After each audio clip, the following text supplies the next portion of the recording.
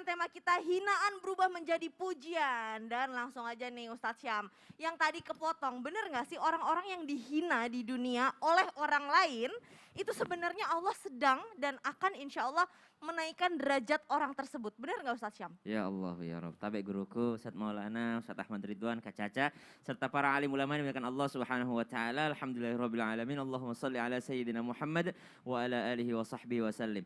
Ulama mengatakan begini, seandainya aku boleh menghina, maka aku akan menghina kedua orang tuaku.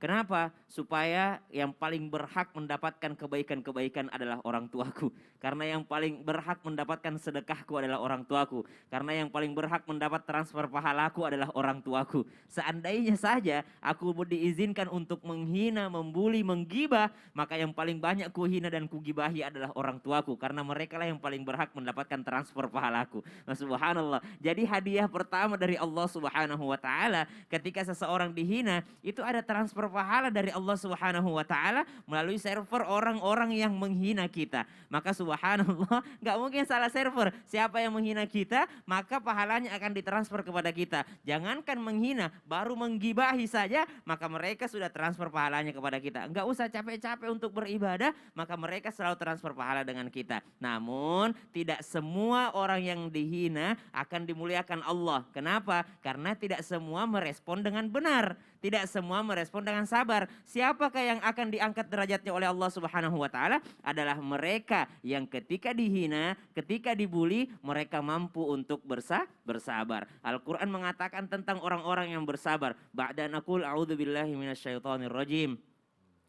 Innallaha ma'as sabirin.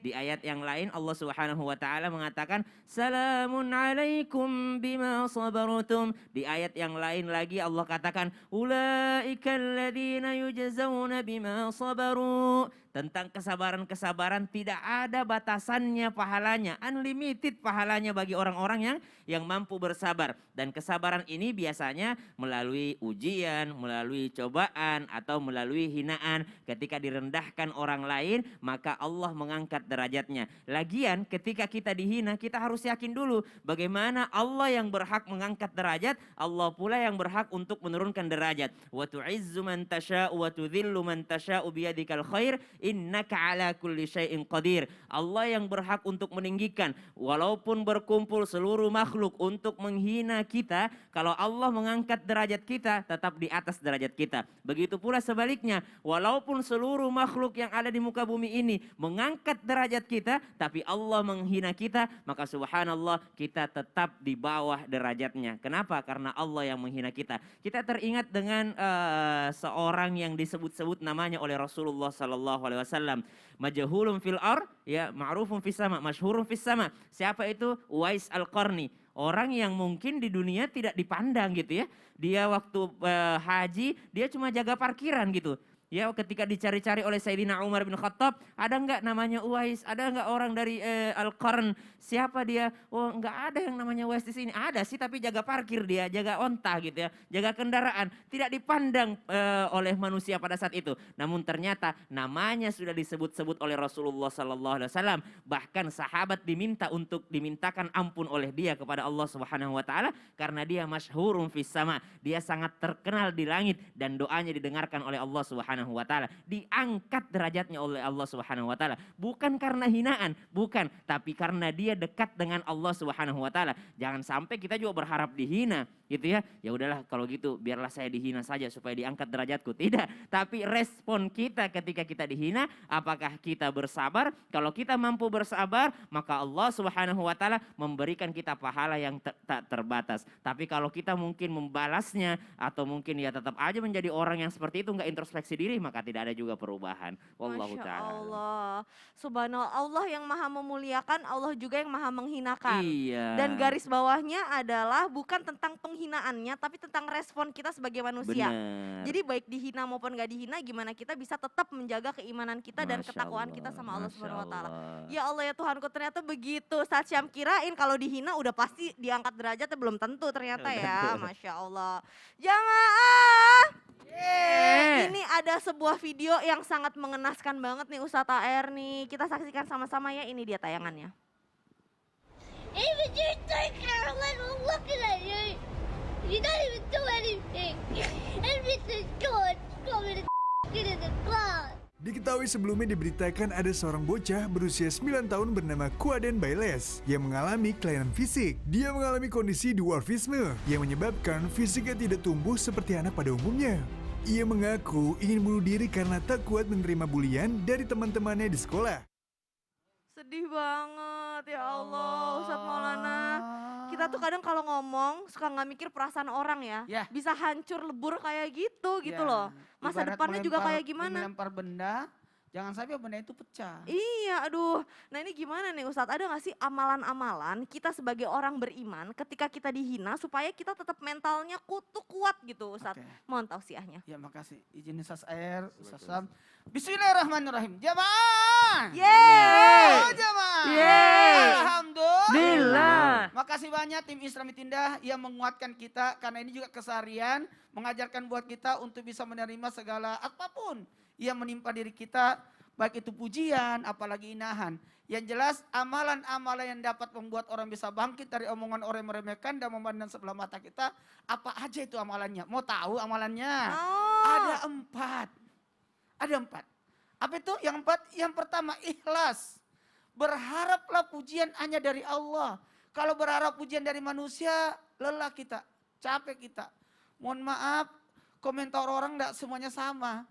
Nah tadi di segmen awal juga, karena berdasarkan ilmunya, berdasarkan usianya, berdasarkan pengetahuan mereka, berdasarkan pengalaman juga mereka. Sehingga komentar-komentar itu maaf, bisa jadi ada lukisan, ada orang lihat mungkin beda pendapatnya tentang lukisan itu. Kalau orang ahli pasti oh gini, ini. Tapi kalau biasa aja.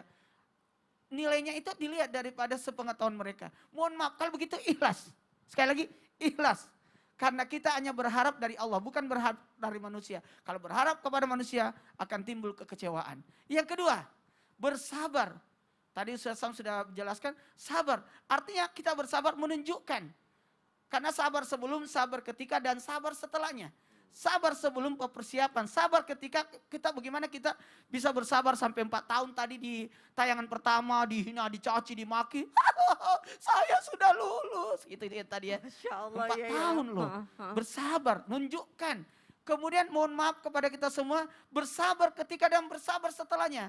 Mohon maaf atas apa yang kita lakukan. Kita nih mau tausiah di sini juga luar biasa nih. Bentuk kesabaran, bikin materi dulu, datang subuh-subuh. Jam 3 pagi ada udah di harus sini. standby, Kemudian siap-siap. setelahnya kita nunggu hasil. Apa hasilnya? Apakah gimana? Ya kita kembalikan kepada Allah, tawakal. Dan ingat, mohon maaf, kesabaran itu luar biasa. Bertambah nilai pahala itu ketika ujiannya lebih berat. Semakin banyak komentar-komentar itu, ya ini juga ini. Mohon maaf, kalau di sosial media kan orang biasa berharap komentar ya. Apa komentar orangnya? Siapa suruh kau baca? Kalau mau baca komentar sih siap-siap aja kecewa. Iya betul. Kalau posting sesuatu, komentar orang apa ya? Betul. Tapi biasanya kalau artis-artis yang udah terkenal banget, Ustadz mereka udah gak pernah mau bacain biasanya. Iya. Karena biar gak masuk ke hati. Iya, kalau saya memposting pun bukan saya. Oh, manajemen ya Ustadz? Iya. Yang ketiga, apa itu ridho? Ridho itu menerima ketentuan Allah.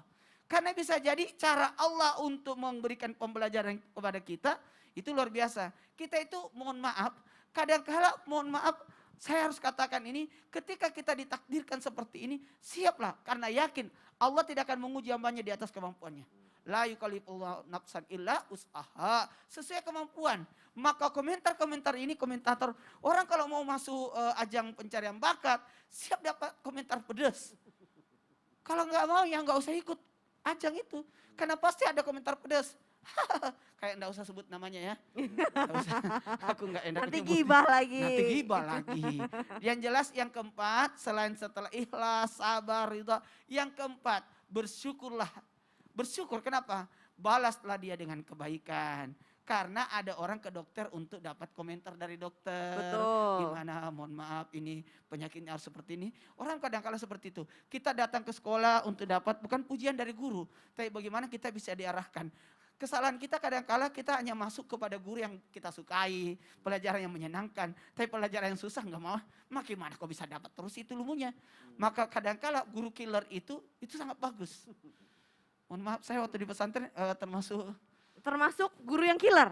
Iya. Masya Allah, tabarakallah. Tapi nggak percaya kan? Tapi nggak percaya karena kan Ustadz kayaknya bercanda terus Tapi gitu. kalau aku di kelas pasti tegas. Serius? Serius. Oh, Kalau oh, di pesantren serius. Tapi kalau di luar sudah rame. Oh. Tapi tanya aja Ustaz Sam sebelah kiri ya. Oh gitu, oh, jadi ada tempatnya ya Ustadz, kapan Ada serius, kapan bercanda. Iya, iya. Masya Allah, tabarakallah, jazakallah khair Ustadz Maulana. Karena emang emas itu atau berlian itu kan untuk menjadi sebuah berlian harus ditempa dulu. Nggak dulu, bisa kalau nggak misalkan bisa. nggak ditempa jadi berlian, Masya Allah. Iya. Nah Ustadz Maulana, ini adalah salah satu bagian yang paling ditunggu-tunggu sama jamaah Islam itu. Sangat. Sangat, kenapa? Karena saatnya kita akan insya Allah menjawab pertanyaan-pertanyaan dari jamaah Islam itu indah. Karena kita masuk ke segmen Tanya Dong Ustadz. Kami semua tanya dong Ustaz. Ya, pertanyaan yang pertama dari Instagram @novition27_. Assalamualaikum warahmatullahi wabarakatuh. Izin bertanya Ustadz, ada teman saya nggak suka sama saya.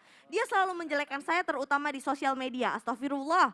Saya kan orangnya nggak enakan, di beberapa kesempatan saya ingin berlaku baik dan meminta maaf kepadanya. Mungkin dia berlaku seperti ini karena ada kehilafan saya. Tapi kalau di depan saya dia ngerasa nggak ada masalah apa-apa dan selalu menghindar. Padahal saya nggak pernah dekat sama dia, tahu-tahu dia ngejelekin saya.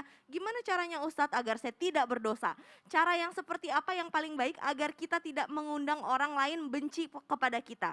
Jika kita minta maaf hanya kepada Allah dan tidak langsung pada orangnya, apakah boleh? Jazakallah. Gimana nih Ustadz Syam? Silahkan. Ya kalau dia merasa bahwasanya kalau ketemu nih baik-baik aja gitu ya.